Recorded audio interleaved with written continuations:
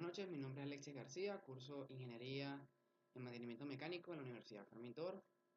En esta oportunidad vamos a realizar una evaluación con respecto a las bombas centrífugas correspondiente a la materia de máquinas hidráulicas bajo la dirección del ingeniero Douglas Barraez. Para comenzar podemos dar un breve comentario sobre lo que son las bombas como tal. Las bombas como tales son las bombas hidráulicas, son unos elementos que permiten transportar un fluido de un lado a otro, utilizando además una serie de tuberías, involucrando también aspectos como el caudal, la presión, entre otras consideraciones. Para comenzar, vamos a comenzar hablando sobre los tipos de bombas.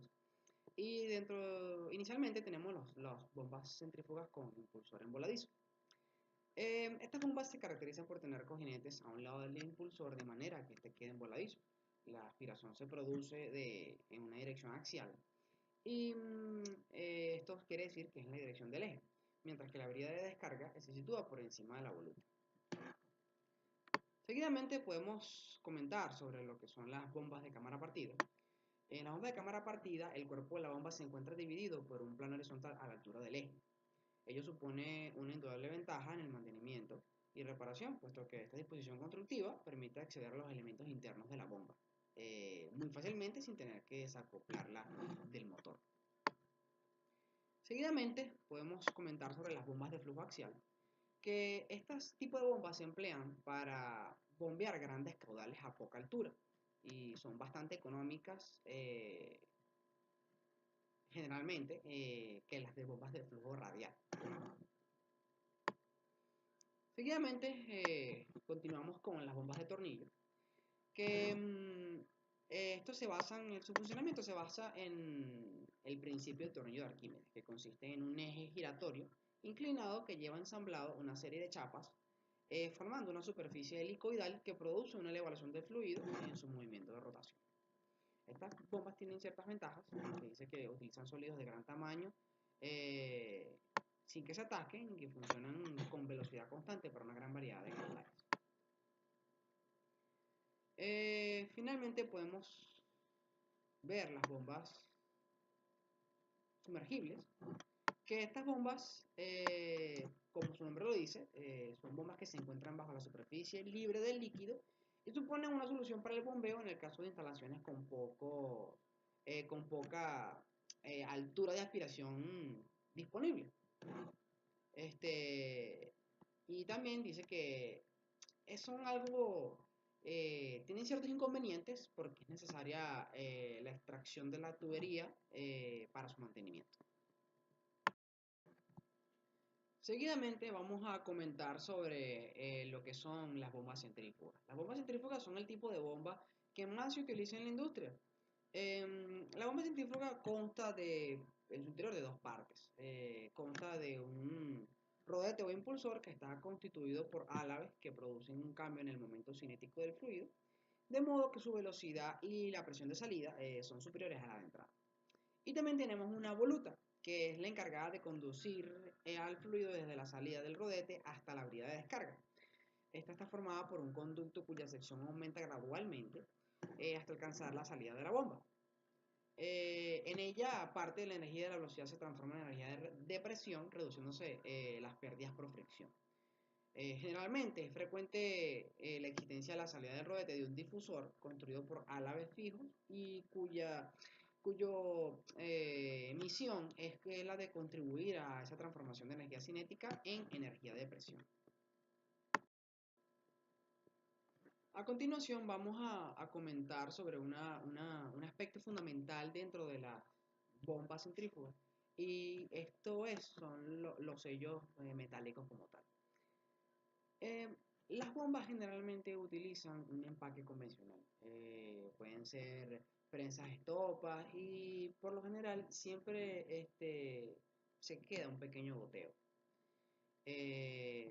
ya que de otra manera se genera una cantidad de calor y fricción que es muy grande sobre el eje y puede terminar dañando o ocasionando ciertas fallas en el motor. Hay ocasiones en las cuales se desea sellar completamente y que no se produzca ninguna fuga. Para este momento tenemos lo que son los sellos metálicos. Los sellos metálicos son dispositivos creados para evitar por completo la fuga y normalmente tienen el mismo sitio de ubicación que las empacaduras o las empaquetaduras convencionales. Estos sellos por lo generalmente generan una cierta presión sobre el eje, de manera que no se permita ninguna fuga, porque eso es lo que realmente se está deseando. Los sellos metálicos tienen ciertas ventajas que evitan totalmente el goteo. Las bases de las bombas son mucho más fáciles de limpiar y que los costos de empaquetadura se reducen.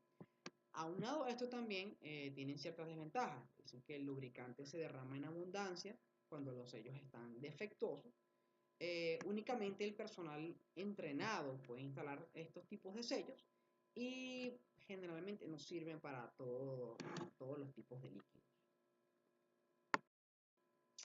A continuación vamos a hablar sobre lo que son las pérdidas que están inherentes a lo que son las bombas y vamos a hacer un análisis de ellas. Las pérdidas generalmente son siempre pérdidas internas de todas las bombas y las pérdidas pueden ser pérdidas de cargas internas, pueden ser ocasionadas debido al rozamiento del líquido y pueden ser ocasionadas debido a los componentes del choque. Hay que tener en cuenta de que hay una fórmula que dice que el delta del rozamiento es igual a K por Q al cuadrado, donde K es una constante de rozamiento que depende de las dimensiones del rodete, es decir, depende de las dimensiones físicas que contiene el rodamiento de la bomba y del estado superficial de los álabes y de la voluta. Y Q, como podemos ver, es el caudal elevado al cuadrado. Podemos verificar que dentro de la gráfica que tenemos de pérdidas internas, podemos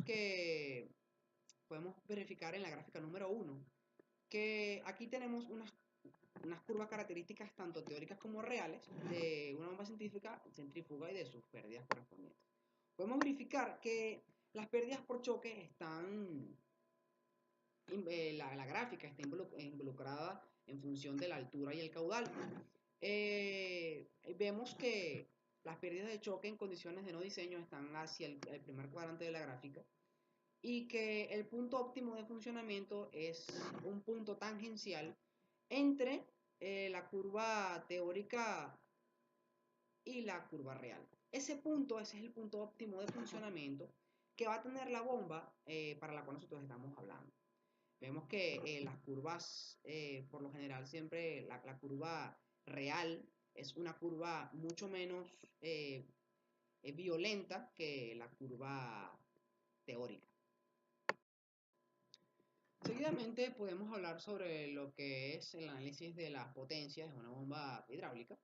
Y en la gráfica que podemos ver a continuación, vemos que generalmente la gráfica de potencia viene dada en función de la potencia cedida al líquido, que eso vendría siendo una potencia hidráulica, y viene dado en función de la potencia cedida al líquido y el caudal. Y por lo general vemos que tenemos una curva pronunciada partiendo desde 0, llegando a B, ¿cierto? Cuando el ángulo bajo la cual se está analizando la curva de potencia es de menor de 90 grados.